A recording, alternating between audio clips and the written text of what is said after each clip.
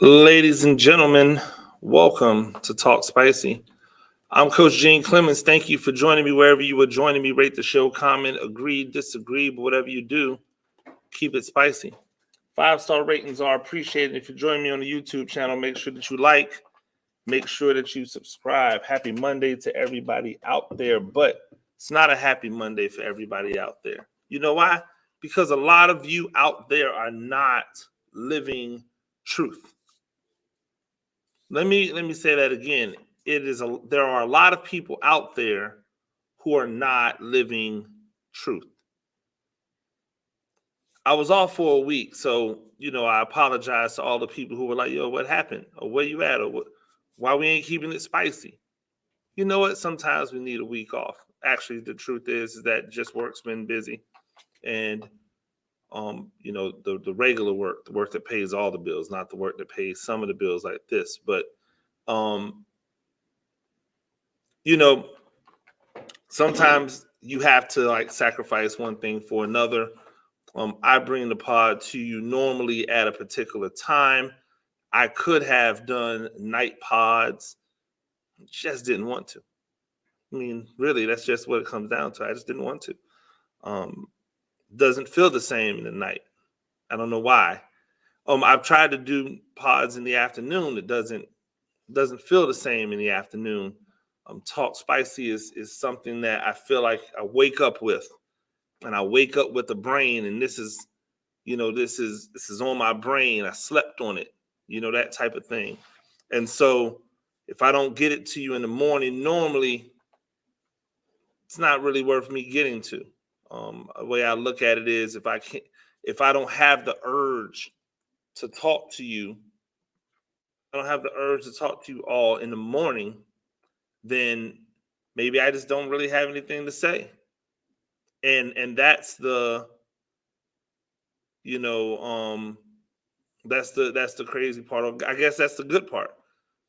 There's no forcing of things here. There's nothing that makes me want to jump out there and do this for any type of superficial reasons. And that's good.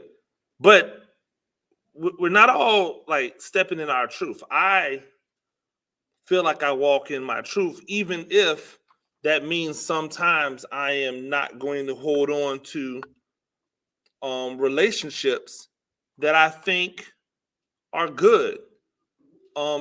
Because sometimes you have to make the choice for the greater good that is not the popular choice.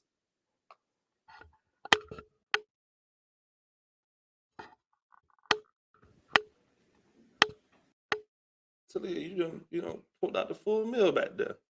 Like, we haven't had these conversations about eating in class. It's okay. Let's show how much I love me. So, like, when things happen in life and we have to make those difficult choices, we have to make those unpopular choices, those choices that might hurt us in the short run, but we know in the long run are probably the best for everybody. You know what? That's maturity, I guess. That's acting, quote unquote, as an adult. But really, it's just, it's stepping into your truth, and sometimes your truth hurts. Sometimes your truth hurts. Most recently, Dillon Brooks tried to step into his truth, or at least he found out about stepping into his truth. Because at the heart of who Dillon Brooks is, I don't believe Dillon Brooks was ever comfortable with being a villain. And he painted himself as a villain. And then when people started to refer to him like a villain, he no longer wanted to be a villain. He no longer wanted that responsibility of villainry, right? Something off of what was that movie? The little cartoon movie, Despicable Me. He wanted to try out being a villain. He wanted villainry, and he got it. And he didn't like it. And the reason why he suffered, the reason why his game suffered, because Dillon Brooks is not just some dude who plays defense and doesn't have a legitimate offensive game. Like Dillon Brooks is an all-around scorer. Like Dillon Brooks can give you buckets from everywhere.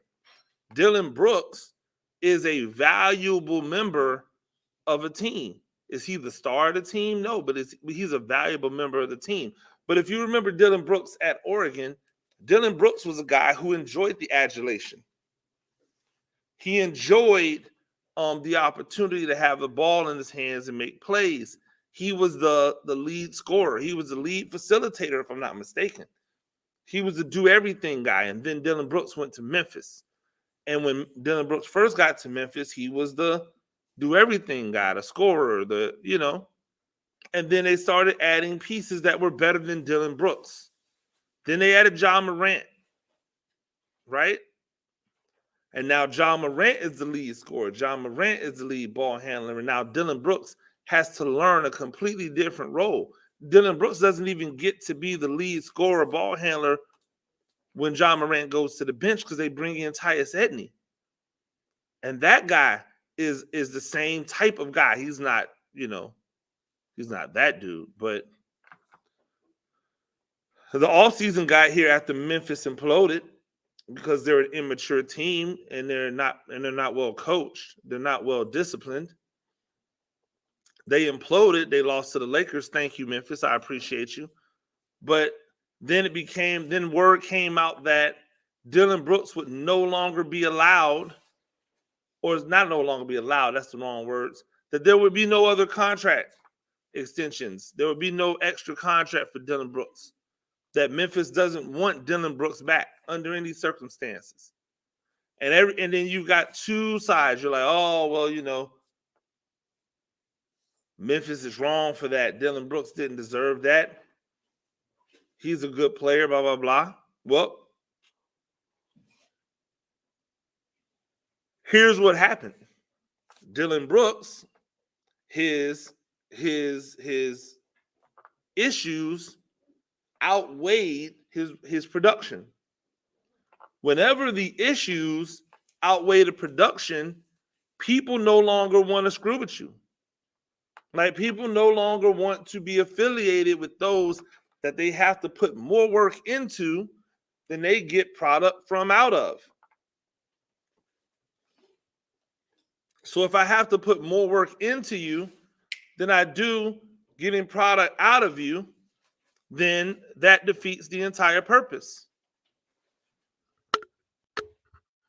Everyone should be heading to the media center right now.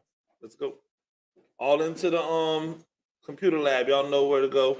Log on. So when those things happen, you have to be ready for the ramifications of your actions. Now, I don't really understand why people are all up in arms about it. Dillon Brooks is going to have another job. Dillon Brooks is going to get another job. This will not be the end of Dillon Brooks. In fact, if Dillon Brooks were to join the Lakers right now, I would be ecstatic. Because again, Dillon Brooks is not simply just a 3-and-D basketball player. Dillon Brooks is a complete basketball player. He has all the game. He can make all the shots. He plays good D. Is he a defensive stopper? Not. Stop it. Like y'all doing too much. That's why the man got in trouble in the first place. It's not a defensive stopper, but he's a really good defender. And as such, he has a role where they're going to pay him good amounts of money in the NBA, unless the perception takes over the reality. Because see, now if the perception is Dillon Brooks wasn't just playing the bad role, the bad guy role, that he is a bad guy, then that will deter him from getting his suitors up. See, a lot of people understand that some of the dudes in those roles that play those bad guys aren't really bad guys. That they just act in that manner because that's what's needed. because that's what the team needed them to do. The Memphis Grizzlies didn't need an agitator because they have so much offensive weaponry that really they should just be able to outscore anybody. They just need to be able to play decent defense. They didn't need somebody to take a star out of their game. And you were never taking LeBron James out of his game. LeBron James has been agitated for 20 plus years in the NBA. He's had all the pressure in the world on him for 20 plus years in the NBA. He's had every expectation heaped on him for 20 plus years in the NBA. You think he's going to be bothered by Dillon Brooks? No. Dillon Brooks tried to be something that he wasn't. And because he tried to be something that he wasn't, he got painted with the brush, and then he didn't live in his truth. You can't all of a sudden act like you fly with the shades on and brushing off superstars, only to then turn around and do certain things that don't make any sense.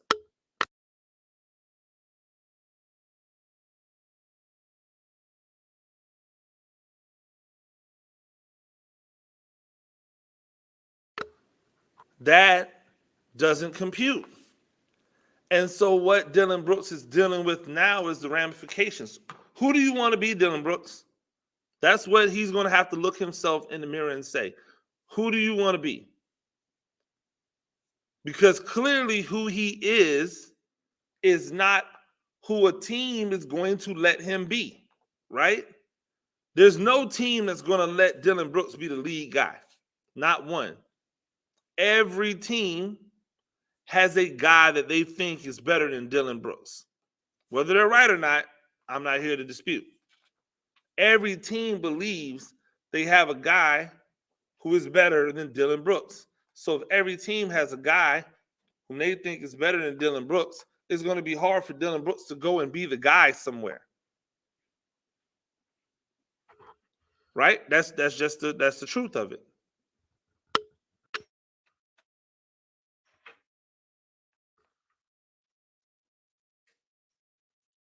Yo, tell them all to come back and get their stuff. So, like with Dillon Brooks, he's going to have to make a decision about who he wants to be, right? And how he wants to be able to navigate in this world. How he wants to be able to navigate in this world. And once he figures that out, he should be fine. And if he wants to be the star, if he wants to be the man, hey, you know what? Maybe go to another league. Like go to the Chinese Super League. Do a Stephon Marbury. Marbury's like, I don't want to be second fiddle. I don't want to just be another dude. I'm going to go to this other league and become a star. It's worked out for him. You got to be willing to forego the love and the adulation and the applause of the American fan. But the American fan is yet but a small grouping of all the fans. So that's what it is, right? We all have to step in our truth. We all have to live how we believe. We all have to live in a way that not only makes us happy, but it allows other people to see that what we've been showing them is not false, right? Because I know we all talk about not caring about what other people think, but we do. We may not let it affect our actions. It may not allow us to allow them to affect our big actions, our public actions, our actions that everybody knows. When we go back home and we're in our solitude and we're thinking about things, yeah, some of that stuff's going to affect us. Nobody has to be the bully. Nobody has to be the agitator. When I say things, I don't just say things so that I can get underneath people's skin. When my boy Emery Hunt, football game plan, going and pick up the football game plan 2023 draft guide, when he puts out a draft guide, when he puts out player rankings, he's not putting out player rankings to agitate. He's not putting out player rankings for clickbait.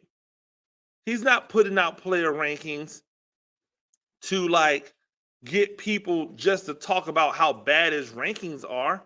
He is evaluating players that he has seen with his own eyes, and he is giving you a perspective that might be different than the perspective that the other public people put out there.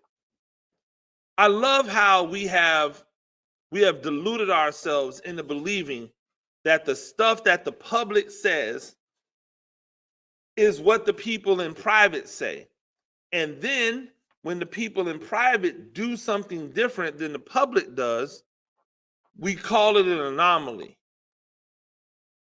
Everybody and their mama had Will Levis as a first round pick. Everybody and their mama. People that I knew, none of them had Will Levis as a first round pick. You know what people said? Oh, well, that doesn't make any sense. Oh, well, clearly if Anthony Richardson is going to go in the first round, then clearly Will Levis is. Will Levis is a better talent than no what? And so now here we are with Anthony Richardson being a top level pick and Will Levis being a round 2 pick. Nobody had a problem with it when it was Jalen Hurts, Dak Prescott, Russell Wilson, but with Will Levis, people were butthurt. Well, guess what? Y'all didn't step in your truth.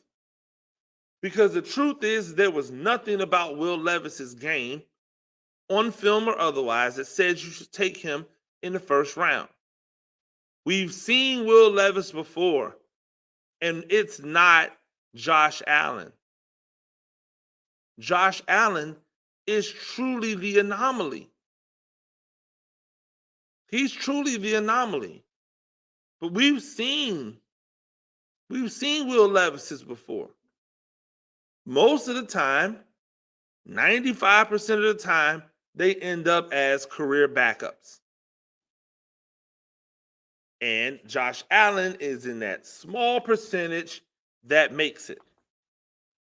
Anthony Richardson's, we have not seen that level of talent all the time. But we did see it once. It's Cam Newton. We've seen it another time. It was Josh Allen, right? Josh Allen falls into that category, the Cam Newton clone category. Not into the category y'all are trying to put Will Levis with him in. Nah. He is in that, he, depending upon whether he can stay healthy, he may not last for a 15-year career, for a nice, long NFL quarterback career.